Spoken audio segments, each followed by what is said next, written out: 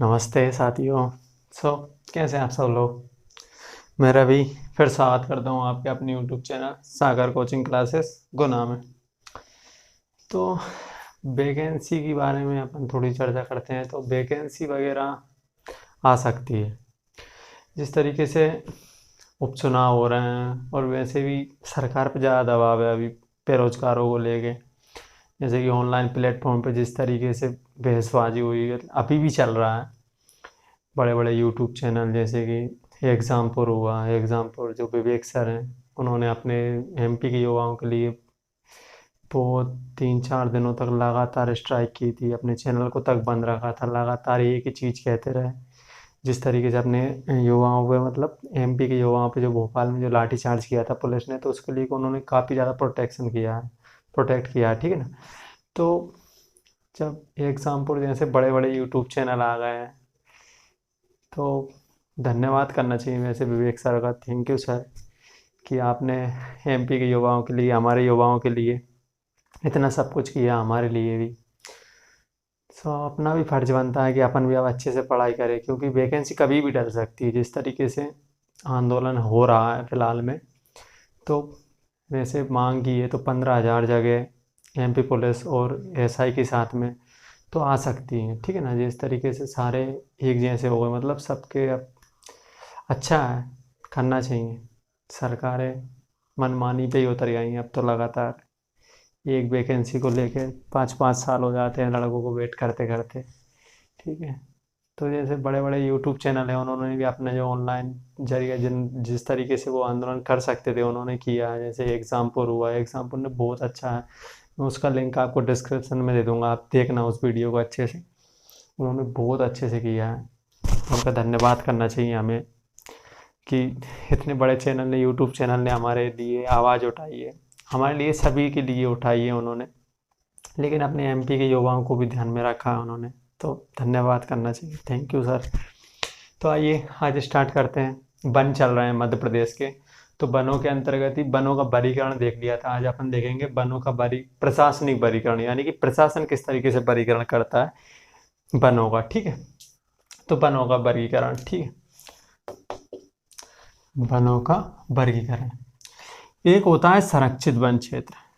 कौन सा? संरक्षित वन क्षेत्र। एक होता है आरक्षित वन क्षेत्र, और एक होता है अपग्रहीकृत वन क्षेत्र। कौन सा? अपग्रहीकृत वन क्षेत्र, संरक्षित वन क्षेत्र। संरक्षित वन क्षेत्र क्या होता है?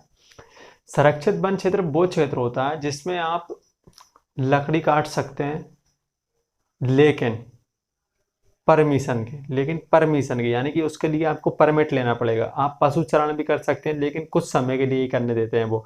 इस तरीके से मान लीजिए कि आपको 2 महीने के लिए उन्होंने मतलब छूट दे दी, कि मान ली कि आप संरक्षित वन क्षेत्र की बात कर रहे हैं अपन।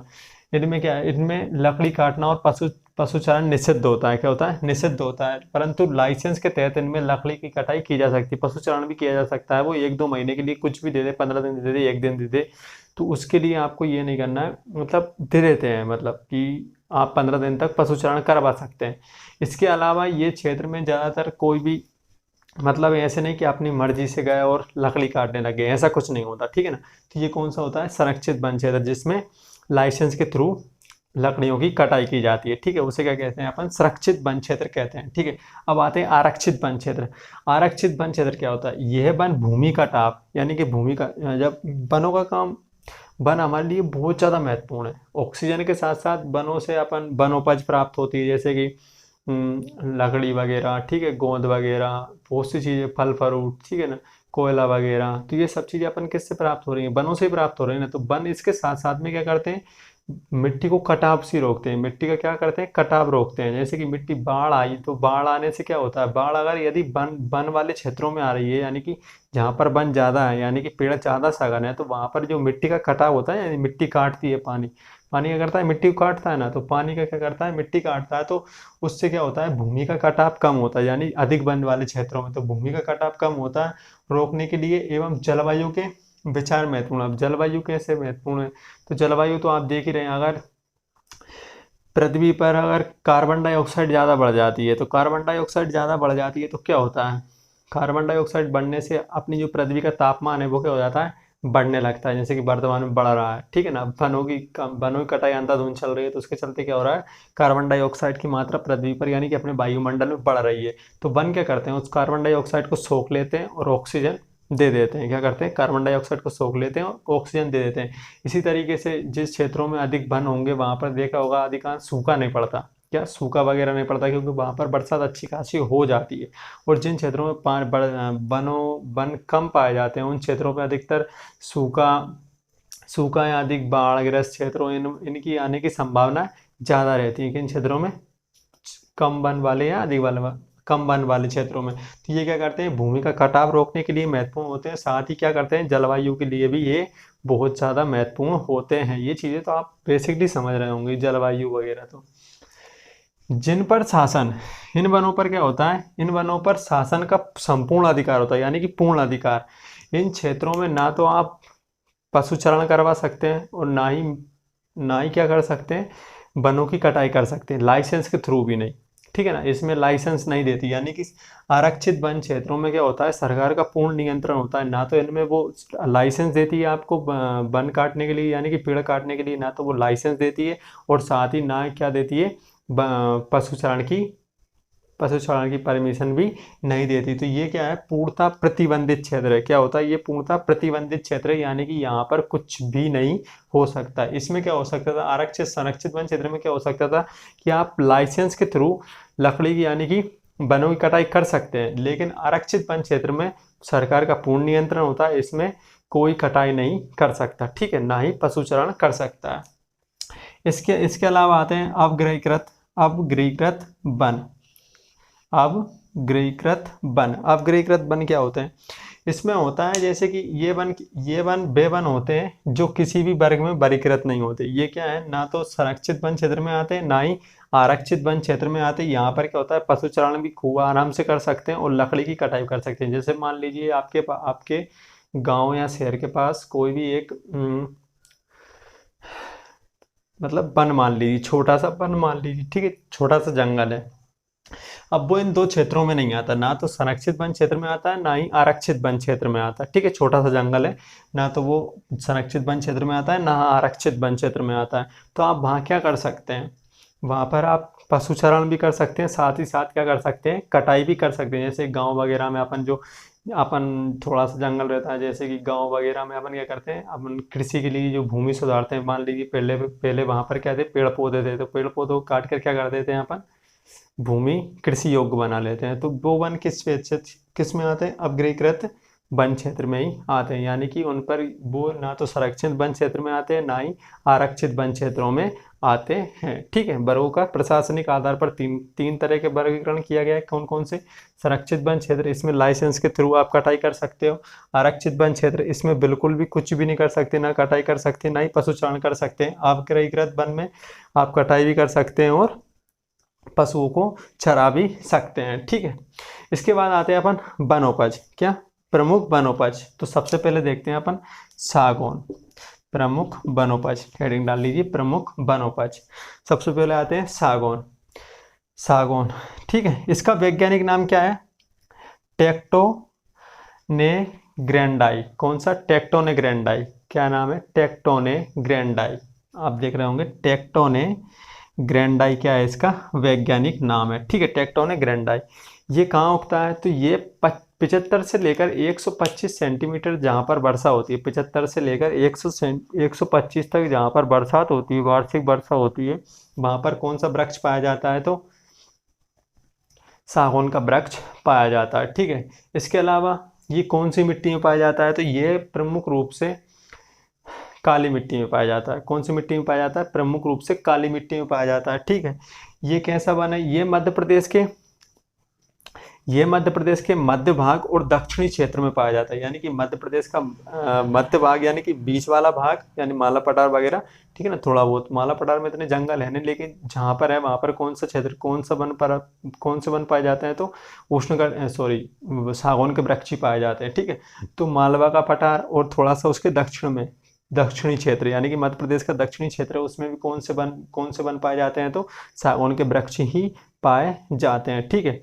मध्य प्रदेश में विश्व का सर्वोत्तम किस्म का सागौन पाया जाता है, मतलब सबसे उच्च क्वालिटी का। कौन सा सबसे उच्च क्वालिटी का सागौन कहाँ पाया जाता है? तो अपने मध्य प्रदेश में ही पाया जाता है। ठीक है, ये एक उष्णकटिबंधीय अर्धपर्णपाती वन है। कैसा है? उष्णकटिबंधीय अर्धपर्णपाती वन है, जो कि कुल क्षेत्रफल का कितना है? 19.36% भूभाग पर ये पाया जाता है। कितने क्षेत्रफल पर पाया जाता है मध्य प्रदेश के? तो 19.36% भूभाग पर पाया जाता है। यानी कि मध्य प्रदेश में सर्वाधिक वन कौन सा पाया जाता है? तो मध्य प्रदेश में सर्वाधिक वन पाया जाता है सागौन। यानी कि कौन सा वृक्ष पाया जाता है? तो सागौन ही पाया जाता है। ठीक है, इसका उपयोग काय काय में किया जाता है? तो इसका उपयोग होता है भवन निर्माण सामग्री और फर्नीचर निर्माण में। कौन कौन से? भवन निर्माण और फर्नीचर निर्माण। आप लोगों ने देखा होगा अधिकतर जब अपन घर बनाते हैं, जो बार शौक वगैरह, जिसमें कि अपन गेट वगैरह और जंगले वगैरह जो बनवाते हैं, तो अधिकतर अपन प्रयास करते हैं कि सागौन मिल जाए। क्या मिल जाए? सागौन। क्योंकि सागौन की जो लकड़ी होती है वो काफ़ी ज़्यादा मजबूत होती है। क्या होती है? काफ़ी ज़्यादा मजबूत होती है, यानी कि सालों साल टिकती है।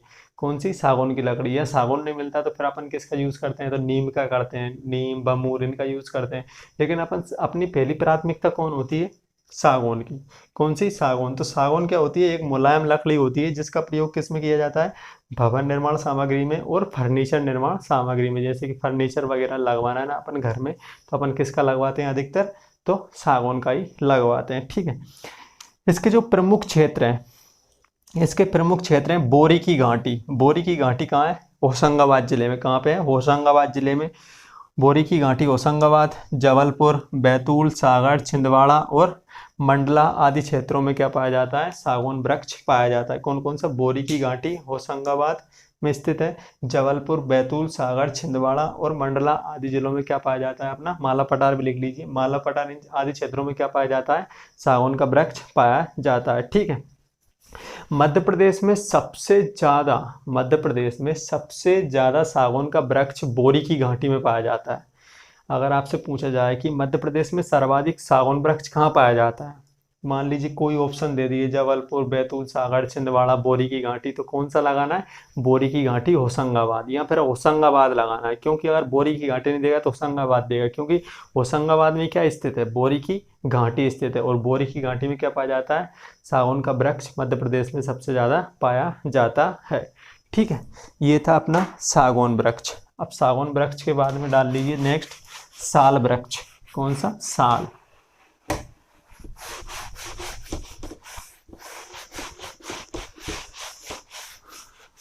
मध्य प्रदेश में वृक्षों में जो अपन को जो वनों में जो पढ़ना है वो प्रमुख रूप से है 2019 की वन रिपोर्ट। ठीक है ना, तो अपन पढ़ेंगे, लेकिन उसे अभी पहले इनको भी जान लेते हैं। 2019 की वन रिपोर्ट अपन लास्ट में देख लेंगे।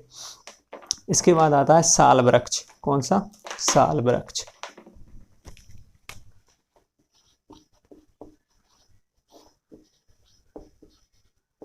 साल वृक्ष। ठीक है, साल वृक्ष क्या होता है? इसका बॉटनिकल नेम है सोरिया रोबुस्ता। क्या है? सोरिया रोबुस्ता। सोरिया रोबुस्ता क्या है इसका वैज्ञानिक नाम है? वैज्ञानिक नाम। ठीक है, किसका? साल वृक्ष का। ये कहाँ पाया जाता है? तो ये हमेशा जहाँ पर 125 सेंटीमीटर से 125 सेंटीमीटर वार्षिक वर्षा से अधिक वाले क्षेत्रों में पाया जाता है। 125 सेंटीमीटर वार्षिक वर्षा वाले अधिक क्षेत्रों में, अधिक वाले वर्षा क्षेत्रों में कौन सा वृक्ष पाया जाता है? तो साल का वृक्ष पाया जाता है। ये कौन सी मिट्टी में पाया जाता है? तो ये लाल मिट्टी में पाया जाता है। कौन सी मिट्टी में पाया जाता है? लाल मिट्टी में पाया जाता है। सागौन किस मिट्टी में पाया जा रहा था? तो काली मिट्टी में पाया जा रहा था। जबकि साल का वृक्ष किस मिट्टी में पाया जाता है? तो लाल मिट्टी में पाया जाता है। अर्थात कौन से क्षेत्र में पाया जाएगा? पूर्वी मध्य प्रदेश। कौन से वाले क्षेत्रों में? पूर्वी मध्य प्रदेश। मैंने बताया था ना कि मध्य प्रदेश में सबसे ज़्यादा बरसात कहाँ होती है? तो पूर्वी मध्य प्रदेश में होती है, अर्थात बघेलखंड का क्षेत्र। तो पूरे के पूरे बघेलखंड के क्षेत्र में कौन सा वृक्ष पाया जाता है? साल का वृक्ष पाया जाता है। ठीक है, साल के वृक्ष में पहले स्थान पर कौन है? तो छत्तीसगढ़ है। छत्तीसगढ़ राज्य में साल का वृक्ष पूरे भारत में सबसे ज़्यादा पाया जाता है। दूसरे स्थान पे कौन है? तो मध्य प्रदेश आता है, क्योंकि जो बघेलखंड का जो अधिकांश हिस्सा है वो किस में चला गया? जब मध्य प्रदेश से छत्तीसगढ़ अलग हुआ तो कब तो जो बघेलखंड का जो आज जो एक बड़ा हिस्सा किस में चला गया, छत्तीसगढ़ राज्य में चला गया।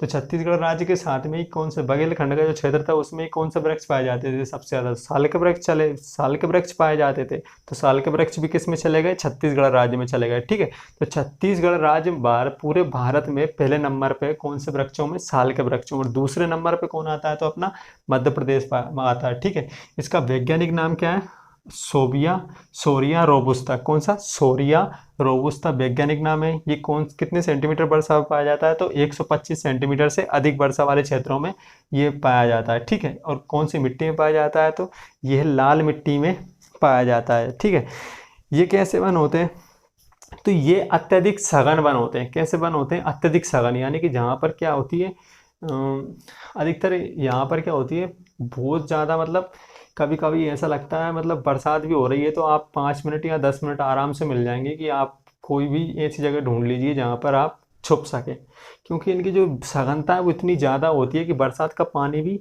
काफ़ी देर बाद तक नीचे आता है, यानी कि सूर्य की रोशनी भी थोड़ी देर बाद ही नीचे तक पहुँचती है। ठीक है, जो आपने नाम सुना होगा जैसे सदाबहार वन होते हैं, सदाबहार वनों में सबसे ज़्यादा, मतलब सदाबहार वन किसके लिए सबसे ज़्यादा करते हैं, तो सबसे ज़्यादा वो करते हैं धूप के लिए प्रतिस्पर्धा। किसके लिए करते हैं, धूप के लिए, क्योंकि वहाँ पर जो वो इतनी सघन होते हैं, कितने इतने ज़्यादा सघन होते हैं कि वहाँ तक जो सूर्य की रोशनी है वो ठीक से ज़मीन पर तक पहुँच भी नहीं पाती, यानी कि जो सतह है ना, जमीन तक पहुँच भी नहीं पाती, किसकी, सूर्य की रोशनी। तो इसीलिए उनमें प्रतिस्पर्धा किसको लेकर होती है, तो हमेशा धूप को लेकर होती है। ठीक है ना, तो ये कौन से होते हैं, ये अत्यधिक सघन वन क्षेत्र वाले इलाके होते हैं। कौन से, सघन वन क्षेत्र। ठीक है, ये कौन से वृक्ष होते हैं, तो ये उष्णकटिबंधीय अर्धपर्णपाती वन है। कौन से, उष्णकटिबंधीय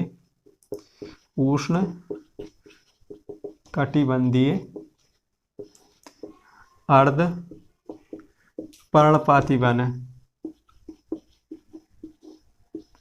उष्णकटिबंधीय अर्धपर्णपाती वन है। ठीक है, अर्धपर्णपाती वन है। जो मध्य प्रदेश में इनका कुल क्षेत्रफल है वो है 4.15% भूभाग पर कौन से वृक्ष पाए जाते हैं अपने यहाँ पे, तो साल के वृक्ष पाए जाते हैं। ठीक है, देश में सर्वाधिक साल के वृक्ष कहाँ पाए जाते हैं, तो छत्तीसगढ़ राज्य में पाए जाते हैं। इसके बाद दूसरा स्थान किसका है, तो मध्य प्रदेश का ही है। ठीक है, बोरर क्या है,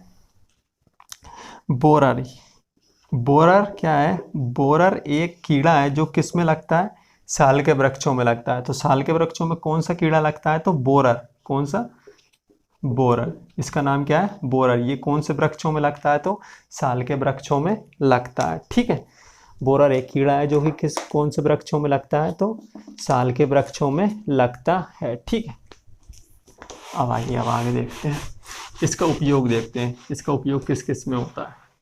तो इसका उपयोग रेलवे स्लीपर, इसका उपयोग किस में होता है प्रमुख रूप से, तो रेलवे के स्लीपर बनाने में, रेलवे के स्लीपर। ठीक है, प्रमुख रूप से किस में होता है, प्रमुख रूप से किस में होता है, तो रेलवे के स्लीपर बनाने में। ठीक है, वाहनों में जो जिस लकड़ी का प्रयोग होता है वो किसका होता है, तो साल वृक्ष का होता है। भवन निर्माण में भी इसका उपयोग होता है,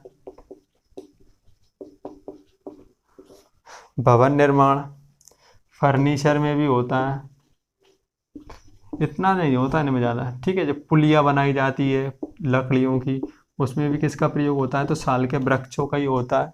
ठीक है, पुलिया का निर्माण, खंभों का निर्माण, जो लकड़ी के खंभे होते हैं उनमें किसका प्रयोग होता है, तो साल के वृक्ष के बनाए जाते हैं, खंभों में प्रयोग होता है। ठीक है, खंभे वगैरह आदि जो मतलब जो मजबूत चीज़ें हैं उनमें किसका प्रयोग किया जाता है, तंबू वगैरह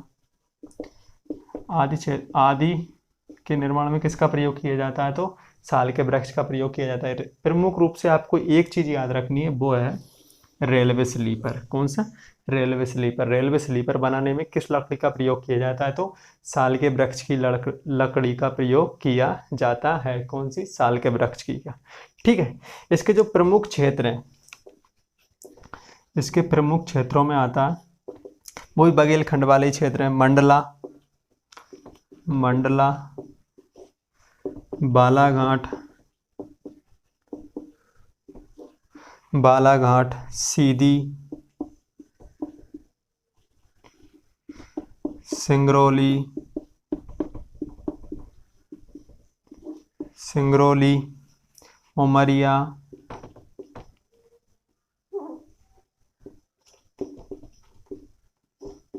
उमरिया, अनूपपुर, अनूपपुर और शहडोल। कौन सा? शहडोल। कौन सा है लास्ट? कौन सा है? शहडोल।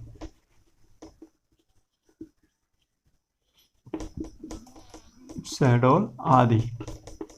आदि जिलों में कौन सा वृक्ष पाया जाता है? तो साल का वृक्ष पाया जाता है। कौन कौन से? मंडला, बालाघाट, सीधी, सिंगरौली, उमरिया, अनूपपुर और शहडोल, यानी कि बघेलखंड वाले जो भी, यानी कि पूर्वी मध्य प्रदेश के जो भी जिले हैं अधिकतर उनमें कौन सा वृक्ष पाया जाता है? तो साल का वृक्ष पाया जाता है। ठीक है। साल के वृक्ष को उष्णकटिबंधीय वनों का राजा भी कहा जाता है। क्या कहा जाता है? उष्णकटिबंधीय वनों का, उष्णकटिबंधीय वनों का राजा किसे कहा जाता है? तो साल के वृक्ष को कहा जाता है। ठीक है। उष्णकटिबंधीय वनों का राजा कौन है? तो अपने यहाँ साल का वृक्ष है। ठीक है। तो ये थी आज की क्लास। कैसी लगी आपको? कमेंट करके ज़रूर बताएं। ठीक है। और इससे संबंधित कोई भी आपके जो सुझाव हो, जो भी क्वेश्चन हो, कमेंट बॉक्स में आकर जरूर पूछिए। ठीक है। तो चैनल को लाइक करें, सब्सक्राइब करें और शेयर करें और अच्छे से पढ़ाई करें। धन्यवाद।